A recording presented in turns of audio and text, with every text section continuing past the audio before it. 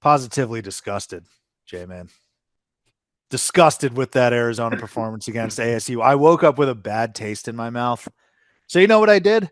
I jumped in my robe, I brushed my teeth, and I made a pot of Tinker coffee to get the taste out of last night out of my mouth. Use promo code SLEEPERS to get 15% off your first order. I'm Subi. That's J-Man. J-Man, truthfully, man, I thought I'd be coming here with a belt draped around or over my shoulder, bright-eyed and bushy-tailed, but instead, I was up till midnight Central Time sweating out Mo Odom 4-point plays like he was Damian Lillard in the bubble against Austin Rivers and that the Nuggets. I don't know if anyone remembers that, but I suppose, J-Man, they say God gives his toughest battles to his strongest soldiers. And I have no choice but to think last night's Arizona ASU game on January 14th, with essentially no stakes at all in the grand scheme of things, that was one of them. I was thinking about you the whole time, Subi. Every time I click over to this game, Arizona State, as Duke was playing Cal, I was just like, oh boy, the boys aren't pulling away. I'd see you tweeting about the game, and I'm like, oh, Subi is in hell right now. And yes, God does give his toughest battles to his strongest soldiers.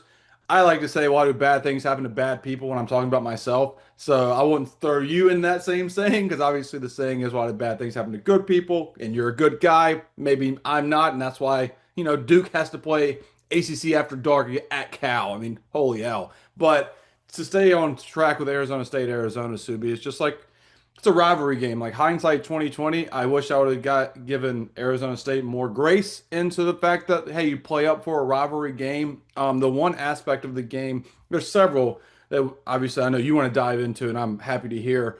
But I definitely thought Arizona was going to dominate the glass more than they did. They did obviously out rebound by like 11, I think, or 12, but Arizona State had 10 offensive rebounds while shooting 48% from the field, which is equivalent to about 15 to 20 offensive rebounds for a team that shoots normally like 42% from the field.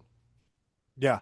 So I think that's something you called out. And it was at the key moments, J Man, that ASU was getting second chance opportunities, Yeah. especially on the offensive glass. So there was a stretch where I know I mentioned Mo Odom, but there was a stretch where they were missing a couple shots, but they would gather the rebound again. And you're like, all right, Arizona, you haven't been able to get some timely stops, but that's not the extent of the defensive possession. You got to go clear and secure that basketball. ASU did a great job, and this is now two straight games. And I'm not critiquing Arizona. Like I still think they're the best team in the entire country as it relates to rebounding. This is Big 12 play. You're not going to out rebound teams by like 50, right? And these are a little bit better teams, right? Utah and Kansas State are not that good. ASU, not really that good. TCU, solid. But the point that I'm making, J Man, is this is now the second straight game where I say that's about as good of a rebounding effort that you can ask of anyone against Arizona. ASU displayed it last game. TCU displayed it as well. Yeah. Yeah. I mean, Jop did a really good job for Arizona State, and he was a guy I've been high on him all year. Like he has shown flashes of being a pro. Maybe again, not maybe not this draft, but maybe the next. Like he's got some intangibles that I like. But for him, he did most of his damage in the first half. Like he had 16 points and 6 rebounds. He had 11 of those 16 in the first half, and then he had all 6 rebounds in the first half. That was the one good thing that Arizona did in the second half was eliminating the 7-footer off the glass, but everybody else was getting in there. So I really like to see Jop up his game to 16 and 6 against an Arizona front court that, is really solid. And I thought he played well, especially in the first half. But again, kind of for Arizona State, a little frustrating with him is he can disappear in trying to get offensive or defensive rebounds in general with 0 rebounds in the second half. Yeah, so it was a tale of two halves if you're an Arizona fan of who you were afraid of. First half was Jop. That guy was cooking. Every little mid-range shot that he would take, money. And not even hitting rim, J-Man. And Arizona could not stop the pick and roll with him and Mo Odom or whoever the ball handler was. And it wasn't just rolls to the rim, it was short rolls with a little pocket pass. Jop was cooking, man. And honestly, the first couple possessions of the second half, ASU, they went into the half up one, and you're sort of saying to yourself, all right, can we just come out of this half guns blazing, right? ASU kept the lead for a few minutes, right? And it was because they fed him. Now, to your point about him disappearing, that is exactly what happened at the under 16 timeout. And I don't know if that's a Bobby Hurley thing. I don't know if that's a job activity thing, but I want to make it unequivocally clear that ASU actually played really well. Like, I Yeah. don't think Arizona played all that poorly in terms of their shooting percentages. Arizona fans are going to say that, oh, this was an awful game by Arizona standards. Maybe. I thought both of these teams were somewhat even. It's just that it was a really bad first half for Arizona and their front court, with the exception of Tobe Awaka. My God, he was amazing. 17 points, I think he finished with, or something like that. He was awesome. 25, 25. Did he have 17 in the first half? 15 in the first half. So you're 15 right first there. half. He kept us alive. Dude, Koat in the second half, though. My God, that shit meant something to him. Yeah. Yeah. And I was going to go with staying on a Walker for a second. Like the both teams' benches were elite in this game because Toby came off the bench, right? Walker came off the bench for you. So he had 25 and 24 minutes. And then Arizona State played three guys off the bench. They had 32 points and just, or 31 points off the bench. They combined 7 of 10 from three. Like ASU made 11 threes in the game. Mo Oda made four. And then three guys came off the bench, went 7 of 10.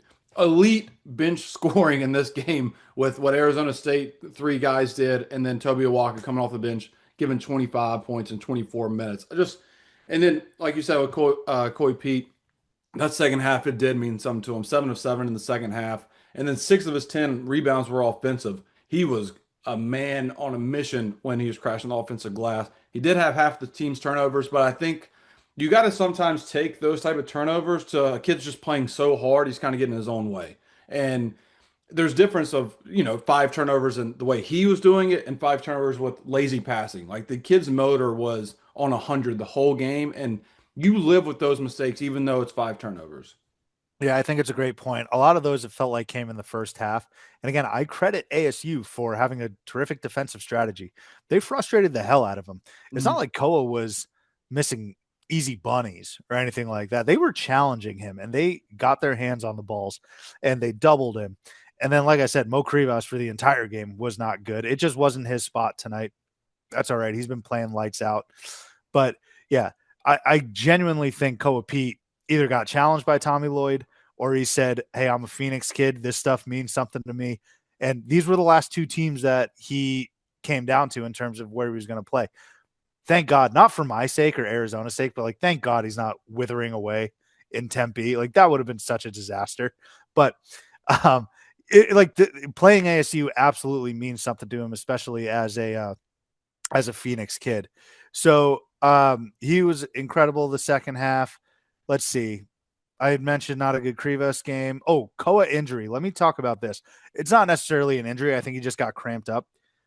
But let this be a warning, and we see it every year. You fool around with you don't put away teams you're supposed to, like unequivocally pound them. You fool around.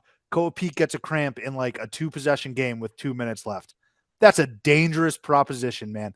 It's just something to think about. And it's a fear that I promise you, Arizona fans who have been absolutely bodied in March, it's something that came to my mind, right? I'm out here saying if you're in a dogfight against Houston or Kansas or Iowa State, BYU, and you get a little cramp, fine. Part of me though is saying, and it's not how you should approach the game, right? You can get hurt at any given point. But like what Koa Pete shouldn't have been in the game if you're a 20+ point favorite. That kind of irked me a little bit. Yeah, I understand that, and especially because your life is flashing before your eyes as an Arizona fan with how dominant this team's been all year. That best player possibly can get hurt in a game that you didn't put the team away, and that's just something that can derail a season. But luckily, unfortunately, I don't think it's anything like you said that is severe, and he battled through it, and so did Arizona, and Arizona. You still win the rivalry game while getting the A+ game from Arizona State. Like that, it seriously was. I mean, I don't know how to pronounce Noah's last name. Is it Musin? Me Houston, that Houston? that kid could shoot. So obviously he was one of the three that he was 4 or 5 from three off the bench for Arizona State. He had 12 points combined the last 4 games on 2 of 17 from three, and he was 4 or He 5 was from three. Yeah. That kid was 2 of 17 from three entering tonight No, or this in the game. last four games leading up to the game against Arizona, he was Yeah. 2 of 17. He was struggling from the field. Like he is a proven 3-point shooter. Like there's other better games he shot, but this was by far like the best he has shot all season. But he has a clip. I mean, eh, 4 or 5 from three, he was lighting Arizona up. Yeah, you can absolutely tell by a shooter's shooting motion if they have a good shot. I'm shocked. You've dropped like some real nuggets on me about 3-point percentages and shooting this year. So apparently Isaiah Evans can't shoot the three in Cameron. Apparently Dame Sar loves the corner three. And apparently Miusin isn't a 3-point shooter heading into this game. You could have fooled me.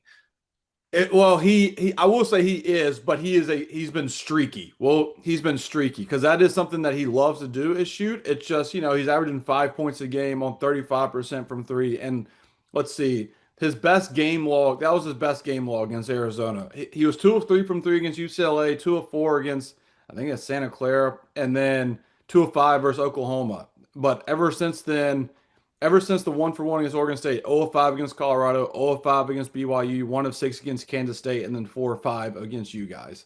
So he's just, he was due. He was due. He was putting up enough reps. He was just due, and he saved it for the biggest game on Arizona State's schedule. Yeah. Mikhail's a shooter's gym, and I know you're a player. I used to be a player, not as obviously as decorated as you, but there is something to me about like floppy nets.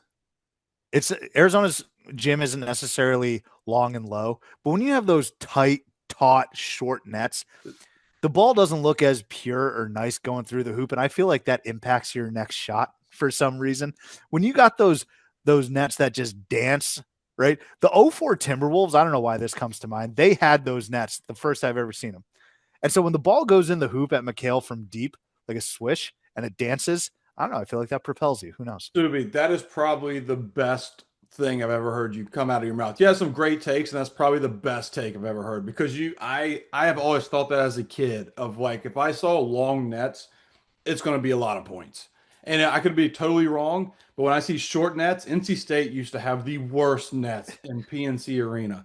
And they were awful, where not PNC, but whatever. They were awful to where you would hit nothing but net and it would just the net wouldn't move because it was too short that it wouldn't sway back and forth. I was like, I hate this. I hate this. It's like playing out at a park. So and Duke would lose those games like 79 to 57 because they would have the worst performance all season on short nets. I think you're completely correct. And so that's just a great take. And so Arizona, I'm going to now just blindly bet the overs at their home arena now because you have persuaded me. 89-82 is a lot of points. And Arizona, they do it by not shooting threes. Like you guys, what, shot 11 threes and Arizona State made 11 threes and you still scored 89 points.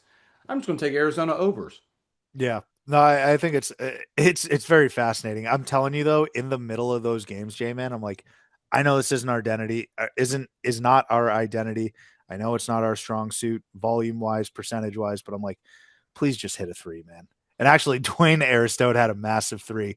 But let me get out of here on these last couple points and these players. J man, I know we mentioned Tobe, but he was sensational in the first half. Really kept them alive. Tone setter Tobe is what I called him. Braden Burries looked a little bit out of it in this game, and I think he was disengaged a bit in the first half. I didn't want that to roll over in the second half. He had a couple nice plays. I don't know if he was disengaged. It might just not have been his game. Anthony DeLorso back on a milk carton. That was kind of upsetting, but he had a great game against TCU. Jaden Bradley, closer, baby. Most clutch point guard in the game. I'm happy to say it. Hit another massive mid-range jumper to basically close the game. Second straight game, though, that Jaden Bradley has been battling foul trouble. Don't really want that out of my point guard, right? Yeah. Say what you want about the refs, but he had 3 fouls in the first half.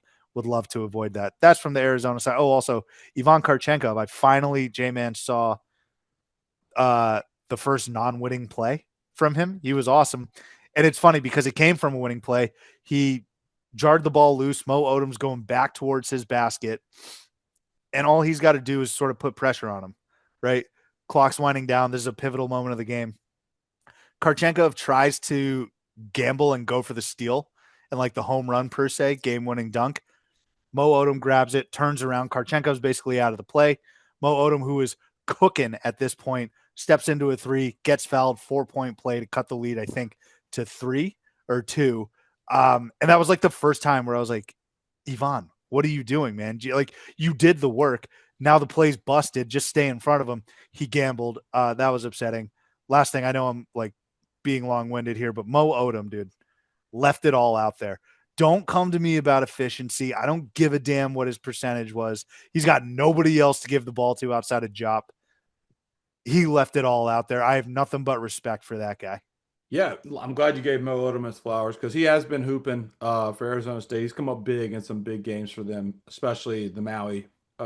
He had one of those crazy games in Maui that I remember. And the one thing I want to touch on out of all the players you talked about was Del Orso because my favorite stat that is just I use to my advantage and then I mock when it's like this, which is a mocking tone, is Del Orso had 0 points on 0 of 3, and he led Arizona in plus minus at plus 15. What? How is he plus 15? Again, when it fits my narrative, the plus minus, I'm using it. Like if it's against a player that I don't like, oh, his net he was minus 17. If it's a player that I do like say Del Orso was Caleb Foster, oh yeah, plus 15. He had the loudest 0 points all and anybody could ever ask for. So I don't understand the plus my I mean I understand it. But it's just funny that he took no part in those 15 points that he was plus in. It was because Toby Awaka was just grabbing boards and going back up and having 25 points on 8 of 11, or Jaden Bradley hitting a midi, or Pete just doing his thing. And he just happened to be in the same realm as those guys while it was taking place. Yeah, I'm not a big plus minus guy, truthfully, and I stand on my principles. And I think there is some nuance to the discussion, but I challenge anyone to be like, because when you say oh, you're just, he only had 0 points, right? The proponents of plus minus will be like, well, he's plus 15. Like, you're not watching the game. You're not looking at it from a refined approach. He does other things than put the ball in the hoop, which I can appreciate, right? Like, I'm a Luka Doncic hater. That's all that guy does. But you have to actually watch the game to be like, this guy's a negative damn near everywhere else, certainly on the offense or defensive side. But I challenge you, Anthony Delorso supporters, in this particular game, because I like him. He's awesome. But in this particular game, like, are you going to point to his defensive ability? If so, show me the possessions. Are you going to point to like his screening? Are you going to point to, I don't know, physicality, anything else where you thought he might have contributed to the game? This is kind of where I'm like, all right, I mean, take the plus 15, but I didn't see it. Listen, the only reason I'm a pro plus minus guy is because I always had very solid plus minus performances. My coach would say when I played in college, and it would be the loudest 4 points in the box score. So that's why I'm like, oh, J Man was plus 9. We lost by 6. I'm like, you're right, coach. My 4 points on 2 of 7 and 3 rebounds really carried us. And I don't know how the hell I was plus 9, but that's why I love a plus minus because sometimes it doesn't make sense. And also it just goes to going into Will Wade's rant about Darion Williams is doing enough because he impacts winning in other ways. Look at his plus minus. And I'm like, dude, he shot 3 of 12. And now Del Orso, 0 of 3 for 0 points, plus 15. I love it. I love it. I think I love that stat. Okay. Well, genuinely, what else did he do though? I don't have Oh, it up. I'm being tongue in cheek here, but No, I know. he I had want to he see if had there's three an ass- opportunity. he had Okay. he had 5 rebounds and 3 assists and 1 turnover. You had 5 boards. He had 5 boards. All He had 1 offensive rebound, 4 defensive, and he had 3 assists. But again, like I don't think that is a negative in the plus minus. But for him to be plus 15, Jaden Bradley being plus minus 0, and Koat Pete being -1, like okay, what are we doing? What are we doing? Yeah. So that is You where it know gets what? In ridiculous. a tight game, I'll give Delorso flowers for 5 rebounds as a guard. Not bad. All right. Okay, Thank you, ADL. so I gave you the defense for Del Orso there. So you're welcome, Subi. Dude, life is about nuance. It's not just black and white. All right, we can hash things out in a civil fashion, but uh, we've gone way over for this game. Arizona gets the victory, and then I believe they're off to UCF next. Buckle up, cats, because like that is a tough place to play. I've always said UCF is the biggest pain in the ass in the Big 12, so that'll be fun. I suppose I don't mind the wake up call here, but Arizona rolls on. They stay undefeated. We'll see what happens next for the Cats and also the Sun Devils, but whatever does happen, we will be here to break it all down for you on Sleepers Media.